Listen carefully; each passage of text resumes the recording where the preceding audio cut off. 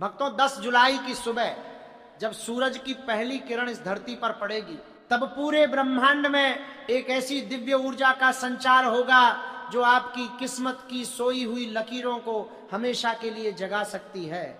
योगिनी एकादशी का यह पावन दिन कोई साधारण दिन नहीं है। इस दिन स्वर्ग से साक्षात नारायण की कृपा बरसती है।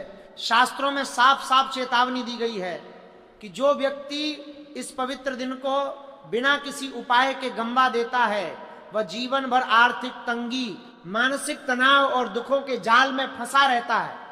लेकिन अगर आप इस दिन चुपचाप गौमाता को यह एक गुप्त चीज खिला देते हैं तो आपकी हर बड़ी से बड़ी मनोकामना, चाहे वह धन की हो, नौकरी की हो या परिवार की सुख शांति की हो, बड़ी ही आसानी से पूरी हो जाएगी। इस उपाय को करने की एक ऐसी कड़ी शर्त है जिसके बारे में 90% लोग नहीं जानते। अगर आपने वह गलती कर दी तो फायदे की जगह भारी नुकसान झेलना पड़ सकता है। वह भयंकर भूल क्या है और वह कौन सी रहस्यमयी चीज है जो आपको गौमाता को अर्पित करनी है, इसके बारे में हम बड़े ही विस्तार से बात करेंगे। इसलिए इस जानकारी के एक एक शब्द को अपने भीतर उतरने दीजिए, क्योंकि अधूरी जानकारी हमेशा विनाश का कारण बनती है। चलिए सबसे पहले ये समझते हैं कि आखिर योगिनी एकादशी के दिन गाय की सेवा करने का इतना बड़ा महत्व क्यों है। सनातन परंपरा में गाय को केवल एक पशु नहीं माना गया है, बल्कि उन्हें 33 करोड़ देवी देवताओं का साक्षात निवास स्थान कहा गया। गाय के शरीर का हर एक हिस्सा, हर एक अंग किसी न किसी दिव्य शक्ति से जुड़ा हुआ है। उनकी पीठ पर जो सूर्य केतु नाड़ी होती है वह ब्रह्मांड की सकारात्मक ऊर्जा को सोखकर घर में समृद्धि लाती है। जब आप योगिनी एकादशी के पावन अवसर पर गाय के करीब जाते हैं तो आपकी आभा मंडल की सारी नकारात्मकता अपने आप नष्ट होने लगती है। जब ब्रह्मांड के सारे ग्रह एक विशेष कतार में आते हैं तब इस एकादशी की तिथि का निर्माण होता है। इस दिन पितृलोक के द्वार भी खुलते हैं और हमारे पूर्वज हमारी तरफ बड़ी उम्मीद से देखते हैं कि हम उनके निमित्त कुछ ऐसा करें जिससे उन्हें मुक्ति मिले और बदले में वे हमें सुख समृद्धि का वरदान दें। एक प्राचीन पौराणिक कथा के अनुसार अलकापुरी नाम की एक बड़ी ही सुंदर नगरी थी जहां राजा कुबेर का शासन था। कुबेर देव भगवान शिव के बड़े परम भक्त थे। उनके महल में हेममाली नाम का एक यक्ष रहता था, जिसका काम हर सुबह मानसरोवर से अत्यंत सुंदर और सुगंधित फूल लाना था, ताकि राजा कुबेर उन फूलों से भगवान शिव की बड़ी श्रद्धा से पूजा कर सकें। हेममाली अपनी पत्नी स्वरूपवती से बड़ा प्रेम करता था। एक दिन वह अपनी पत्नी के सौंदर्य और प्रेम के सागर में ऐसा खो गया कि उसे अपने कर्तव्य का ध्यान ही नहीं रहा। दोपहर हो गई लेकिन वह फूल लेकर महल नहीं पहुंचा। वहां राजा कुबेर पूजा की थाली सजाकर बड़ी देर से इंतजार कर रहे थे। जब कुबेर देव का धैर्य टूट गया तो उन्होंने अपने सैनिकों को आदेश दिया कि जाओ और पता करो कि हेममाली अब तक क्यों नहीं आया। सैनिकों ने लौटकर बताया कि महाराज, वह तो अपनी पत्नी के साथ समय बिताने में व्यस्त है और आपकी पूजा के बारे में पूरी तरह भूल चुका है। यह सुनकर राजा कुबेर का क्रोध 7वें आसमान पर पहुंच गया। उन्होंने तुरंत हेममाली को दरबार में हाजिर होने का हुक्म सुनाया। जैसे ही हेममाली डर से कांपता हुआ राजा के सामने खड़ा हुआ, कुबेर ने गरजते हुए कहा, तुमने अपने तुच्छ सुख के लिए महादेव की पूजा में बाधा डाली है, इसलिए मैं तुम्हें श्राप देता हूं कि तुम इसी क्षण इस सुंदर नगरी से दूर गिर जाओगे। तुम्हें बड़ा भयानक कोढ़ का रोग हो जाएगा और तुम्हारी सारी धन दौलत नष्ट हो जाएगी। उस श्राप के भयानक प्रभाव से हेममाली उसी पल स्वर्ग से नीचे धरती पर आ गिरा। उसका पूरा सुंदर शरीर बड़ी ही दर्दनाक बीमारी से ग्रसित हो गया। उसके शरीर से दुर्गंध आने लगी और जो लोग कभी उसके आगे पीछे घूमते थे वे अब उसे देखकर अपना रास्ता बदल लेते थे। वह जंगलों में भटकता रहा, भूख और प्यास से व्याकुल होकर वह इधर उधर तड़पता रहा। दिन रात वह अपनी इस पीड़ा से मुक्ति के उपाय ढूंढता रहता था, लेकिन कोई भी दवा उसके काम नहीं आ रही थी। भटकते भटकते एक दिन उसकी किस्मत ने करवट ली। वह हिमालय के पर्वतों में स्थित महान ऋषि मार्कंडेय के आश्रम में जा पहुंचा। ऋषि मार्कंडेय बड़े ही तेजस्वी और ज्ञानी थे। उन्होंने जब हेममाली की यह दयनीय हालत देखी तो उनके मन में बड़ी दया आई। उन्होंने अपनी दिव्य दृष्टि से सब कुछ जान लिया और कहा, हे यक्ष, तुमने बहुत बड़ा अपराध किया है, लेकिन तुम्हारी इस तड़प को देखकर मैं तुम्हें एक मार्ग दिखाता हूं। तुम आषाढ़ मास के कृष्ण पक्ष की योगिनी एकादशी का व्रत करो और इस दिन गौमाता के भीतर छिपी शक्तियों को जागृत करने के लिए एक विशेष गुप्त उपाय करो।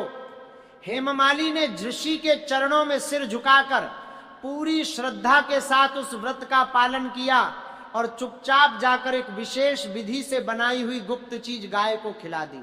जानते हैं उसके बाद क्या चमत्कार हुआ? जैसे ही गाय ने उस गुप्त अन्न को ग्रहण किया, हेममाली के शरीर का सारा रोग गायब हो गया। उसका शरीर सोने जैसा चमकने लगा। उसके सारे दुख, सारी दरिद्रता हमेशा के लिए समाप्त हो गई और वह वापस अपने दिव्य लोक को लौट गया, जहां उसे अपनी पत्नी और अपनी खोई हुई सारी दौलत फिर से मिल गई। जब इतना बड़ा श्राप इस एक दिन के उपाय से मिट सकता है, तो आपके जीवन की परेशानियां, आपका कर्ज और आपकी पैसों की किल्लत तो बहुत छोटी चीजें हैं। अब बड़ी ही सावधानी से सुनिए उस गुप्त उपाय की पूरी विधि, जिसे आपको 10 जुलाई को अपने घर पर बड़े ही शांत मन से करना है।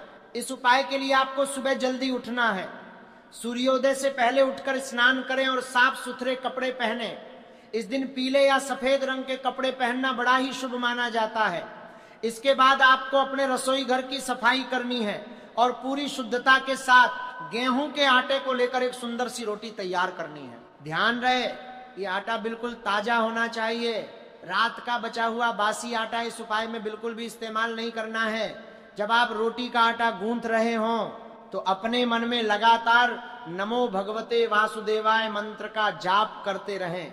ऐसा करने से उस अन्न में भगवान विष्णु की सकारात्मक तरंगे समाहित हो जाती हैं। रोटी को तवे पर अच्छी तरह सेक लें। उसे कहीं से भी कच्चा या जला हुआ नहीं होना चाहिए। जब रोटी बनकर तैयार हो जाए तब आपको उसके ऊपर थोड़ा सा शुद्ध गाय का देसी घी लगाना है। घी लगाने से गौमाता के भीतर की ठंडी ऊर्जा जागृत होती है और वे आपको बड़ा ही सुखद आशीर्वाद देती हैं। अब आता है वह दूसरा चरण, जिसे आपको बड़ी बारीकी से समझना है। उस रोटी के बिल्कुल बीचों बीच आपको थोड़ा सा गुड़ रखना है। गुड़ हमारे जीवन में सूर्य ग्रह को मजबूत करता है, जिससे समाज में हमारा मान सम्मान बढ़ता है और नौकरी में तरक्की के रास्ते खुलते हैं। लेकिन केवल गुड़ रखने से यह उपाय पूरा नहीं होगा। अब आपको उस तीसरी और सबसे बड़ी गुप्त चीज को इसमें शामिल करना है, जिसके बारे में शास्त्रों में बड़ा ही रहस्यमयी वर्णन मिलता है। वह गुप्त चीज है काले तिल। जी हाँ, काले तिल कोई साधारण चीज नहीं है। पौराणिक मान्यताओं के अनुसार काले तिल की उत्पत्ति भगवान विष्णु के पसीने की बूंदों से हुई थी। जब आप योगिनी एकादशी के पावन दिन पर गुड़ और घी लगी रोटी के ऊपर एक मुट्ठी काले तिल रखकर गाय को खिलाते हैं, तो आपके जीवन के सारे पितृदोष हमेशा के लिए शांत हो जाते हैं। हमारे जीवन में आने वाली 80% रुकावटें, जैसे धन का न टिकना, बड़ी बीमारियां होना या घर में रोज रोज लड़ाई झगड़ा होना, ये सब पितृदोष के कारण ही होता है। जब पितृ प्रसन्न होते हैं तो वे अपनी अदृश्य शक्तियों से हमारे घर को धन धान्य से भर देते हैं। लेकिन रुकिए, इस रोटी को गाय को खिलाने का भी एक बड़ा ही कड़ा नियम है। अगर आपने इस नियम को अनदेखा किया तो आपकी सारी मेहनत बेकार जा सकती है। जब आप इस विशेष रोटी को लेकर गौमाता के पास जाएं, तो कभी भी उनके ठीक सामने खड़े न हो। आपको हमेशा गाय के दाईं तरफ खड़ा होना चाहिए। शास्त्र कहते हैं कि गाय के दाहिने हिस्से में माता लक्ष्मी का साक्षात वास होता है। जब आप दाईं ओर खड़े होकर अपने दोनों हाथों से उस रोटी को गाय के मुख के पास ले जाते हैं, तो लक्ष्मी जी बड़ी प्रसन्न होती हैं। रोटी खिलाते समय आपके खुद के मुख की दिशा पूर्व या उत्तर की तरफ होनी चाहिए, क्योंकि ये दिशाएं देवताओं की मानी जाती हैं। जब गौ माता उस रोटी को चबा रही हो, उस समय आपको बड़े ही शांत मन से अपनी आंखें बंद करके अपनी वह इच्छा बोलनी है जो आप सालों से पूरी करना चाहते हैं। चाहे वह कर्ज की बड़ी समस्या हो, व्यापार में लगातार हो रहा नुकसान हो, या फिर घर का कोई ऐसा संकट जो पीछा नहीं छोड़ रहा हो, आपको वह बात मन ही मन दोहरा देनी है। अब बात करते हैं उस भयंकर गलती की जो आजकल लोग बड़ी आसानी से कर देते हैं और फिर कहते हैं कि हमें पूजा का कोई फल नहीं मिला। कई लोग एकादशी के दिन अपने घर का बचा हुआ झूठा खाना या प्लास्टिक की थैलियों में बंद सब्जियां गाय को खिला देते हैं। ऐसा करना साक्षात महापाप माना गया है। इससे गौमाता बड़ी क्रोधित होती हैं और घर में दरिद्रता का वास हो जाता है। आपको गाय को कभी भी किसी डंडे या गुस्से से नहीं डराना है। जब वे भोजन कर लें तो बड़े ही प्यार से उनके कुबड़ वाले हिस्से को अपने सीधे हाथ से सहलाएं। गाय की पीठ पर जो उभरा हुआ हिस्सा होता है उसे छूने से आपके शरीर की सारी नकारात्मक ऊर्जा नष्ट हो जाती है और मानसिक शांति मिलती है। इस पावन दिन पर एक और गुप्त क्रिया आपको करनी है। जब गाय रोटी खाकर शांत खड़ी हो तो उनके पैरों के पास की मिट्टी या धूल को उठाकर अपने मस्तक पर एक तिलक की तरह लगा लें। शास्त्रों में लिखा है कि गाय के खुरों में दुनिया के समस्त पवित्र तीर्थों का जल समाया होता है। जब आप उस धूल को अपने माथे पर लगाते हैं तो आपको बिना किसी मंदिर या तीर्थ स्थान पर गए ही सारे पुण्यों का लाभ एक साथ मिल जाता है। अगर आपके घर के पास कोई गाय नहीं मिलती है तो परेशान होने की बिल्कुल जरूरत नहीं है। आप किसी भी पास की गौशाला में जा सकते हैं। वहां जाकर आप हरी घास खरीद सकते हैं और उस घास के बीच में इस गुप्त सामग्री को छुपाकर गाय को खिला सकते हैं। योगिनी एकादशी के दिन किया गया ये छोटा सा दान आपके जीवन के बड़े से बड़े संकट को टालने की ताकत रखता है। जब आप एक भूखी गाय की भूख शांत करते हैं तो नारायण स्वयं आपके जीवन की झोली को खुशियों से भर देते हैं। आपके घर में कभी भी सुख, समृद्धि और वैभव की कमी नहीं होती। आपके परिवार के सभी सदस्य बड़ी तेजी से उन्नति की राह पर आगे बढ़ने लगते हैं। इसलिए इस 10 जुलाई के पावन और दुर्लभ संयोग को अपने हाथ से बिल्कुल मत जाने दीजिएगा। पूरी श्रद्धा, अटूट विश्वास और साफ मन के साथ इस गुप्त उपाय को अपनाएं और अपने जीवन में आने वाले सकारात्मक बदलावों को खुद अपनी आंखों से देखें। भगवान नारायण और गौमाता की दिव्य कृपा आप पर और आपके पूरे सुंदर परिवार पर हमेशा बड़ी ही कृपा के साथ बरसती रहे, यही हमारी प्रार्थना है।